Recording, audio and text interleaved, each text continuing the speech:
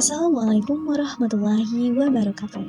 Halo teman-teman, selamat datang di video tugas presentasi kami. Video kali ini kami akan menjelaskan materi mengenai fungsi pengorganisasian di dalam manajemen. Sebelumnya, video ini dibuat untuk memenuhi tugas akhir mata kuliah pengantar manajemen dengan dosen pengampu Ibu Najihatul Faridi, SSY, MM. Sebelum masuk ke penjelasan, izinkan kami memperkenalkan diri terlebih dahulu. Terima kasih.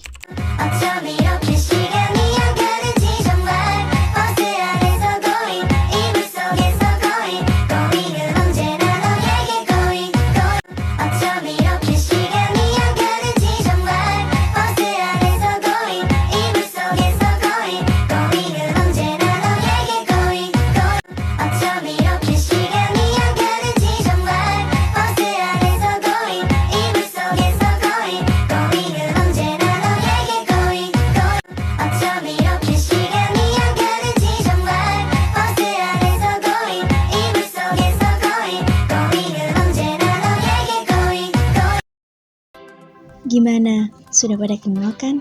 Nah, tanpa menunggu lama-lama, langsung saja kita masuk ke materi kali ini. Ditonton sampai habis ya. Terima kasih. Pengertian fungsi pengorganisasian di dalam manajemen. Apa pengertiannya? Fungsi pengorganisasian di dalam manajemen adalah satu fungsi manajemen yang penting.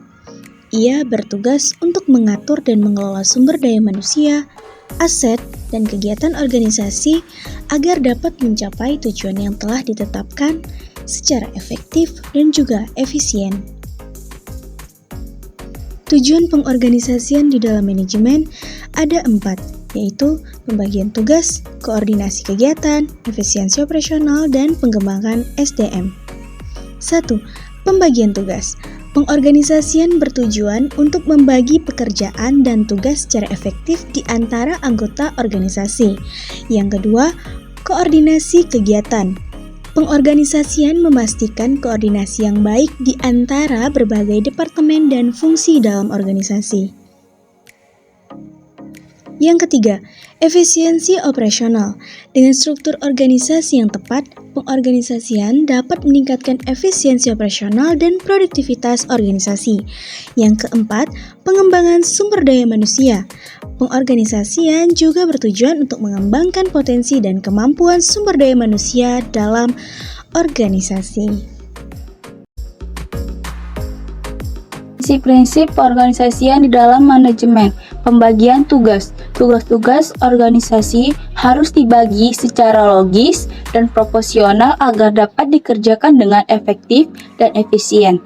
Departementalisasi. Pengelompokan pekerjaan ke dalam departemen-departemen yang sesuai memudahkan koordinasi dan pengawasan. Koordinasi. Upaya menyatukan dan menyelaraskan aktivitas dari berbagai bagian agar mencapai tujuan organisasi secara efektif. Rentan kendali. Jumlah bawahan yang dapat diawasi secara efektif oleh seorang atasan demi mencapai tujuan. Struktur di dalam manajemen. Struktur organisasi merupakan kerangka kerja formal organisasi yang dengan jelas menggambarkan posisi, tugas, dan wewenang serta jawab masing-masing bagian dan divisi dalam suatu perusahaan atau organisasi. Struktur organisasi yang baik akan memudahkan organisasi dan komunikasi, serta membantu memastikan alokasi sumber daya dan efektif untuk mencapai tujuan organisasi.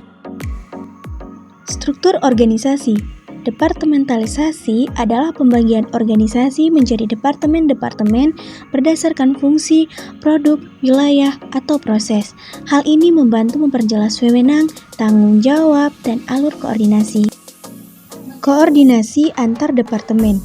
Departementalisasi menuntut koordinasi yang baik antar departemen agar tujuan organisasi dapat tercapai secara efektif.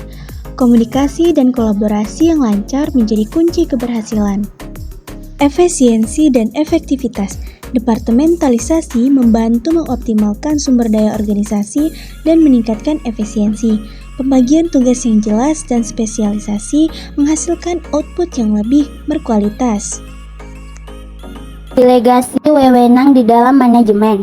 Pembagian tugas. Delegasi wewenang adalah praktik di mana seorang manajer membagi tugas dan tanggung jawab kepada bawahan yang kompeten. Hal ini memungkinkan manajer untuk fokus pada tugas-tugas strategis dan meningkatkan efisiensi organisasi. Pemberdayaan bawahan. Dengan mendelegasikan wewenang, manajer dapat memberi kepercayaan dan otonomi kepada bawahan untuk mengambil keputusan dan menyelesaikan tugasnya. Hal ini memotivasi dari mengembangkan kemampuan karyawan. Komunikasi dan kontrol. Namun, delegasi wewenang tetap memerlukan komunikasi yang efektif dan pengawasan yang tepat agar tugas dapat diselesaikan dengan baik. Manajer harus menjaga keseimbangan antara pemberdayaan dan pengendalian. Koordinasi di dalam manajemen. Definisi koordinasi. Koordinasi adalah proses menyatukan, mengintegrasikan, dan mensinkronisasi berbagai elemen dalam organisasi untuk mencapai tujuan bersama secara efektif dan efisien. Tujuan koordinasi. Koordinasi bertujuan untuk menghindari tumpang tindih tugas, konflik antar bagian, dan memastikan semua aktivitas dalam organisasi berjalan selaras. Prinsip koordinasi. Prinsip koordinasi yang efektif mencakup kesatuan arah, keseimbangan, kontinuitas, dan fleksibilitas untuk beradaptasi dengan perubahan. Rentang kendali di dalam manajemen. Rentang kendali atau span of control merupakan jumlah pegawai atau bawahan yang dapat diawasi secara efektif oleh seorang manajer. Rentang kendali yang terlalu luas dapat menyebabkan pengawasan yang kurang efektif, sedangkan rentang kendali yang terlalu sempit dapat mengakibatkan biaya koordinasi yang tinggi. Semakin tinggi tingkat manajemen, semakin sempit rentang kendali yang efektif. Hal ini disebabkan karena tanggung jawab dan kompleksitas pekerjaan yang semakin besar di tingkat manajemen yang lebih tinggi. Rantai komando di dalam manajemen. Yang pertama, definisi rantai komando. Rantai komando adalah suatu struktur organisasi yang menggambarkan garis wewenang dan tanggung jawab dari tingkat tertinggi hingga tingkat terendah dalam organisasi.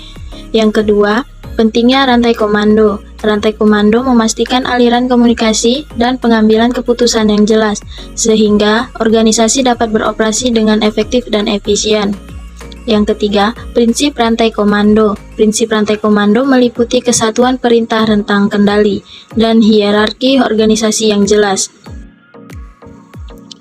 Efektivitas pengorganisasian dalam manajemen. Struktur organisasi yang kuat, struktur organisasi yang jelas dan terintegrasi dengan baik adalah kunci untuk efektivitas pengorganisasian. Pembagian tugas, wewenang, dan tanggung jawab yang tepat memastikan koordinasi yang lancar. Kepemimpinan yang inspiratif. Pemimpin yang memotivasi dan memberdayakan timnya dapat menciptakan lingkungan kerja yang kondusif dan mendorong kreativitas serta inovasi. Komunikasi yang efektif.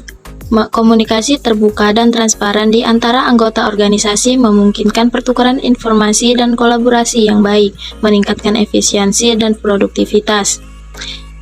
Dan yang terakhir, budaya organisasi yang kuat, nilai-nilai, norma, dan kepercayaan bersama yang dianut oleh seluruh anggota organisasi dan memperkuat rasa memiliki dan komitmen mendorong pencapaian tujuan bersama.